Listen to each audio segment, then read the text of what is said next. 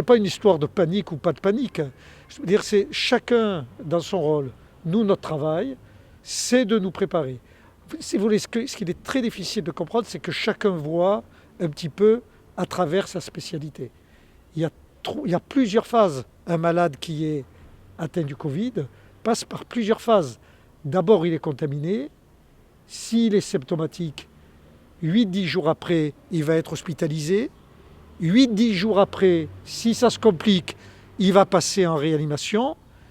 Et la durée moyenne de séjour aujourd'hui en réanimation, même si elle baisse, mais c'est beaucoup trop tôt pour le dire, est à peu près de 3 semaines.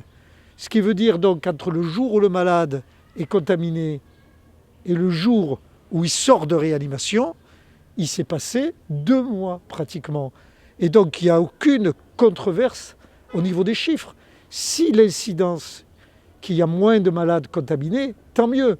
Le problème, c'est que ceux qui sont tous contaminés, ils sont déjà dans le pipeline jusqu'au moment où ils vont rentrer et sortir en réanimation. Donc on peut avoir une décroissance de la contamination et effectivement, il y a un frémissement.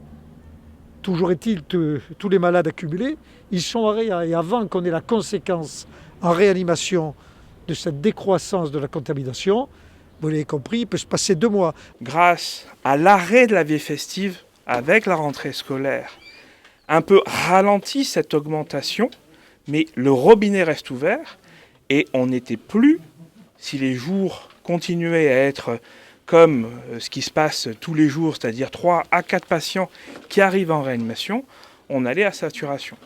Et ce qu'il faut bien comprendre, c'est qu'on a 50% des patients qu'on arrive à sortir en 8 jours de la réanimation, avec une atteinte Covid, grâce au maintien sous oxygénation à haut débit. Mais on a 50% des patients qui malheureusement doivent être intubés, et là on part pour 21 jours d'occupation de ces lits. Si on n'avait pas recruté, c'était absolument pas maîtrisé. Si on avait répondu comme lors de la première vague, c'était absolument pas maîtrisé. Donc on a tout repensé pour que ça soit maîtrisé. 2 lits de libre, c'est pas complètement encore maîtrisé, hein, d'accord ? Donc il ne faut pas que ça continue à augmenter plus fort. Donc on va voir dans les jours à venir. Quand on regarde la moyenne d'âge des patients en réanimation, la moyenne d'âge là aujourd'hui, elle est de 60 ans. Et 45% des patients dans ma réanimation ont moins ou 65 ans. Donc ça veut dire qu'on est sur une pathologie qui atteint le sujet jeune, hein, parce qu'à 50 ans, on est encore jeune.